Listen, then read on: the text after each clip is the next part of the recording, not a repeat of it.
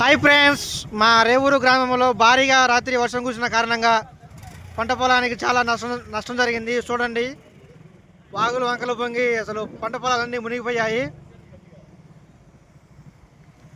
బైకులు చూడండి ఎట్టపోతున్నాయి. బైక్ సగం మునిగిపోతుంది. ఆయన ధైర్యం చేసి వెళ్ళిపోతాడు. మధ్యలో ఆగితే మడికి ఇంజిన్ ఆగినట్టే. అటువైపు నుంచి వచ్చే వాహనాలకు దారి లేకుండా ఇటువైపు ట్రాక్టర్ అడ్డం పెట్టారు. చూడండి కింద పడది.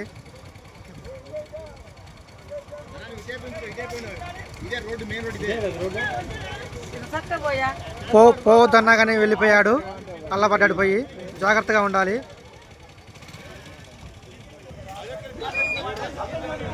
వాహనాలు పోకుండా ట్రాక్టర్ అడ్డం పెట్టారు. అయినా కానీ ధైర్యం చేసి పోయి వాగులో పట్టడం జరిగింది. చూడండి, ఇదంతా వరిమాగాడి మొత్తం మునిగిపోయింది.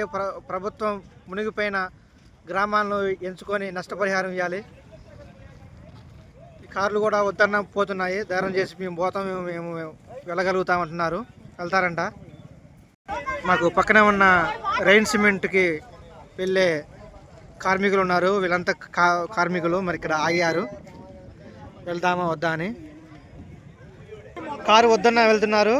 మరి చూడాలి. అటు నుంచి ఒక స్కూటీ వస్తుంది, అది కూడా ఆగిందండి.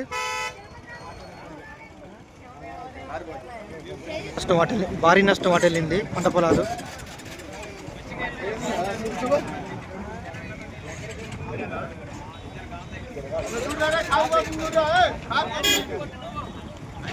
కారు పోతుంది.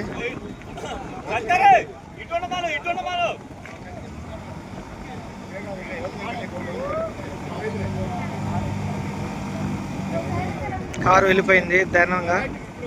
ఇంకో కారు ఉంది సిద్ధంగా.